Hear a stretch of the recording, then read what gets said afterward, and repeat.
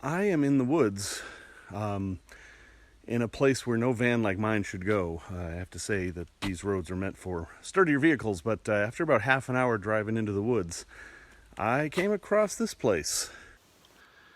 This is not a dump. This is the remains of a B-52 that crashed here in 1963 with great loss of life.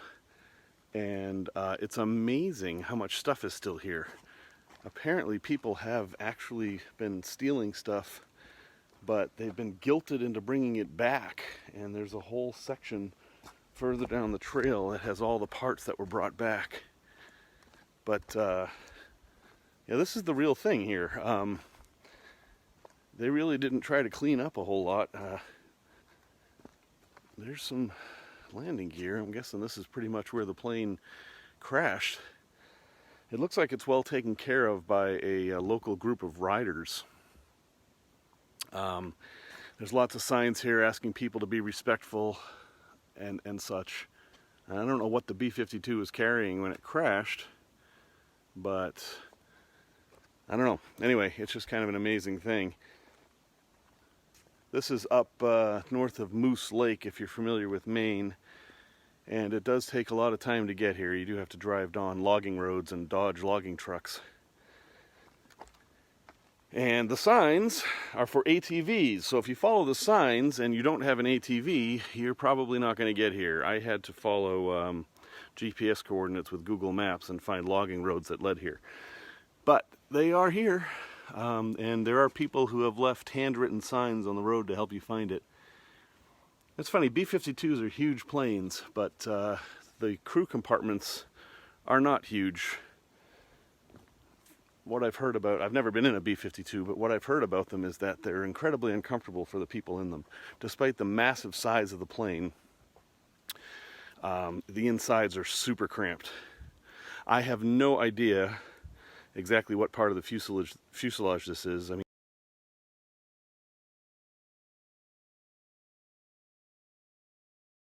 I mean, obviously there were windows there, but mentally I cannot turn this shape into a plane. I mean, I'm guessing it was like that, but I don't know. I can't rotate my phone. Thank you, Google. Facebook. There is a memorial here. Let's see if I can read this. In memory of those who lost their lives in the B-52 crash of January 24th, 1963. Ugh, it was in the winter. Lieutenant Colonel Joe S. Simpson Jr., Major William W. Gabriel, Major Herbert L. Hansen, Major Robert J. Hill, Major Robert J. Morrison, Captain Charles C.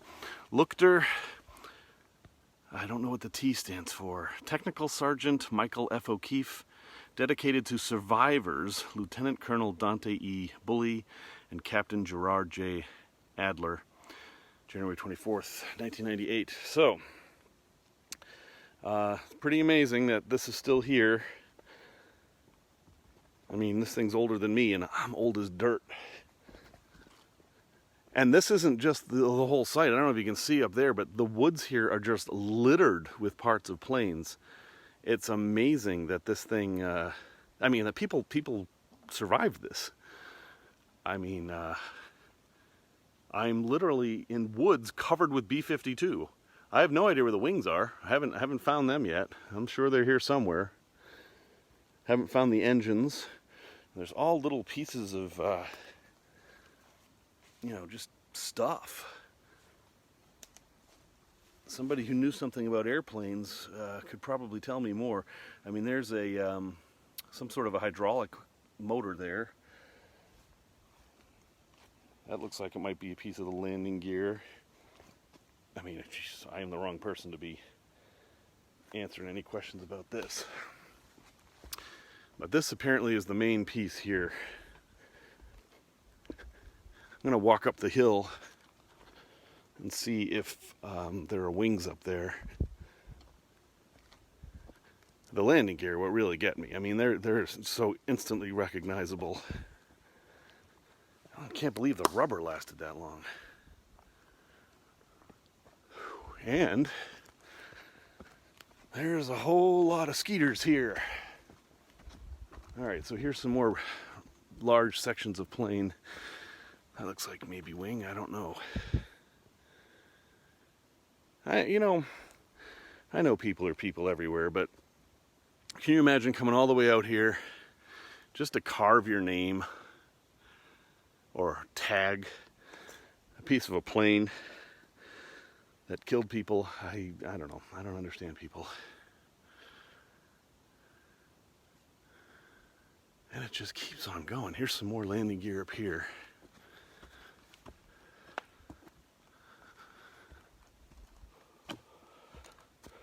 Huh. That looks like it said bottom at some point. Maybe. Bottom of what? I don't know. It looks like some sort of a generator, alternator kind of thing. Probably a generator back then. Here's the front landing gear, I think. I don't know. Looks like look at how that broke.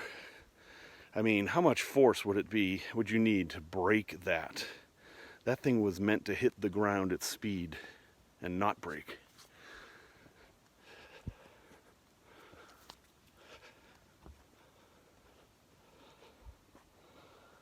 Pretty amazing. Here's some wing.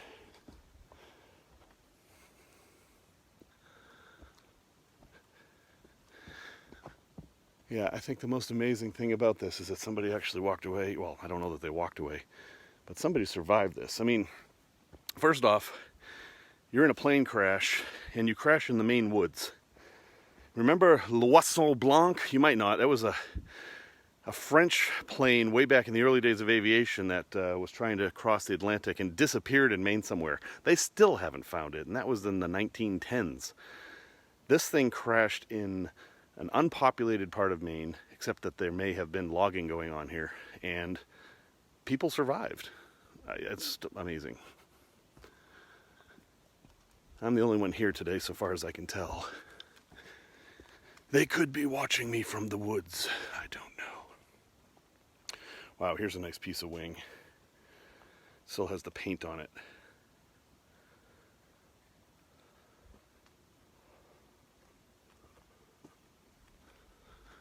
Another big section here.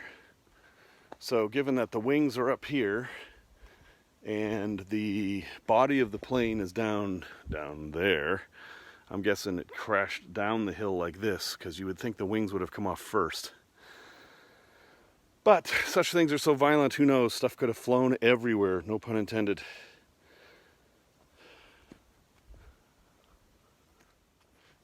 There's another big piece.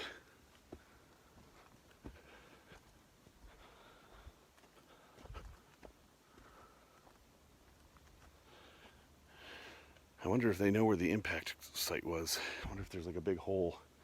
I'm assuming that the stuff in the trees here was added for effect, because obviously these trees weren't here in 1963. And while you could argue, oh, the trees grew up and carried the wreckage with them, that's not really how trees work. Look at how this metal has just accordioned from hitting a tree or whatever. I mean, it's pretty thick. Well, there's a flag here that has not been well taken care of. I think I may take that with me and give it the proper treatment.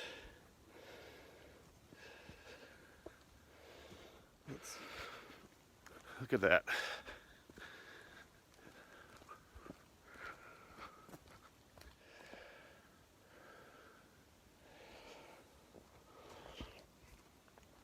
Wow.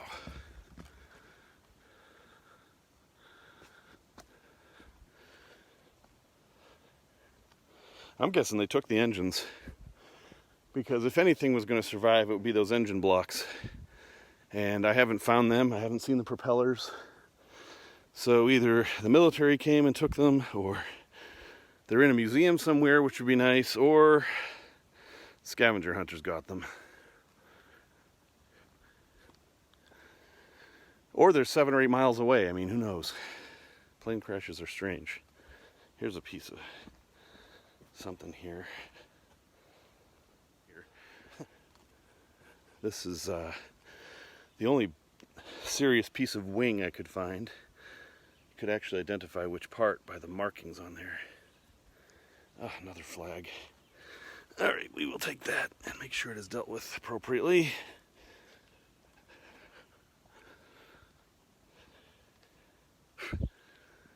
Another big piece of wing. I'm guessing that somebody came up here on Memorial Day and put all these flags on. Another big piece of wing. All right, there's some landing gear there. And another big piece of wing. Which, you know, honestly, you ever see the wings on a B-52? This is probably 5% of the wings. Yeah, so this I didn't see coming up first time. What is this? That's got to be part of the cabin. Some more wing. Ooh, fire damage. I'm guessing that looks like fire to me. I don't know, maybe not. But if I were flying in this plane, I would not want those holes there.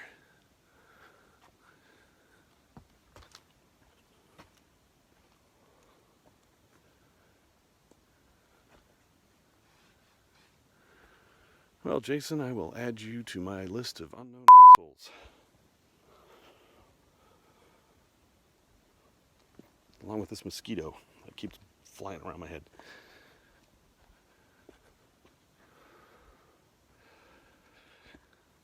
I'm amazed I have signal. I'm on Elephant Mountain, and apparently Elephant Mountain sticks up enough to get cell phone towers in Greenville. I guess. I mean, I don't know where I'm connected to, but I'm just stunned that I have service. You have to navigate here without cell phone service. So if you use the GPS, if anyone wants to come here, I highly recommend you use Google Maps. You can get the Latin Long from Roadside America. And then Google Maps will get you here even without cell phone service. But follow the GPS. Do not follow the signs. Because the signs are for ATVs. And unless you're in an ATV, you're going to have a super hard time finding this place. They are, there we go. This wreckage here is from a B-52 which crashed on this site in January 24, 1963. It flew out of Westover Air Force Base in Maine on a routine low-level radar mission when it went down due to structural fault. It had a wingspan of 185 feet and was 160 feet long from head to tail. There were no weapons on board. It crashed on this site 10 seconds after its vertical stabilizer broke off on the east side of the mountain. Well, that's a problem. This site is off limits to all future salvage operations. The area surrounding the crash site is a no harvest zone. By order of Scott Paper Company and Plum Creek Timber Company, who actually probably have the lease on this land. I believe it's government land, but you know, we're in the land of national forest. It doesn't mean recreation so much as it means harvest. And, you know, if you're ever short on change for a vending machine, you can come here and get some change, and then I will hate you forever. That rock has some writing on it.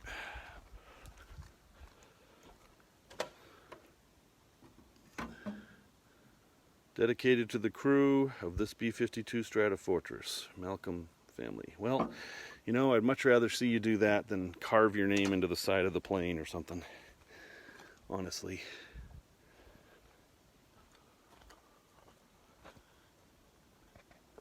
Stop. So, thank you all for watching. I gotta go try to figure out how I got here. But yeah, that was a pretty cool thing. It's a lot of effort to get here. It's a long drive on roads that aren't so great. That's it for me. Y'all.